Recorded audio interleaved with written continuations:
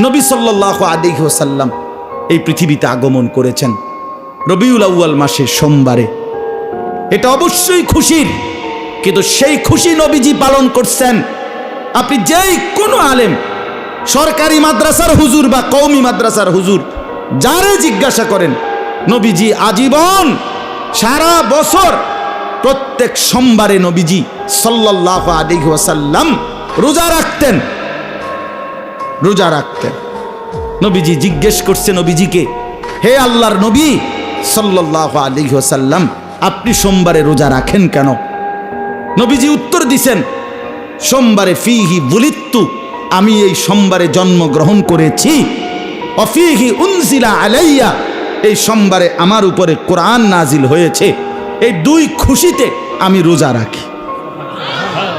এটাকে সাফ হাদিস, কেউ অস্বীকার করবে না এই হাদিসটা, একজনও না। তো আগামীকালকে 12 রবিউল আউয়াল, তো আগামীকালকে তো সোমবার, তো আজকে ঘোষণা দেন যে একজন আশিকে রাসূল কালকে রোজা ছাড়া থাকতে পারবে না। দেখেন না আপনি পালন করাই দেন, কমাতো তো হুজুর 12 ডেক খিচুড়ি এটি বুঝে হালাই দিব। হ্যাঁ,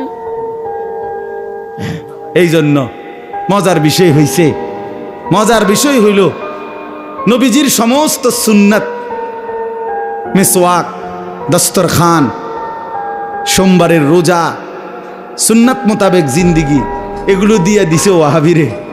আর নিজেরা গান, বাদ্য, ঢোল, তবলা, হ্যাঁ, ফুল, জরি, বিরিয়ানি, খিচুড়ি এটি নিজের জন্য রাখিয়া দিছে। তো বন্টনটা খুব সুন্দরই হয়েছে। না না না, বন্টন কি হয়েছে? আমরাও খুশি হইলাম এই বন্টনে, আমরাও খুশি বেটা। আরো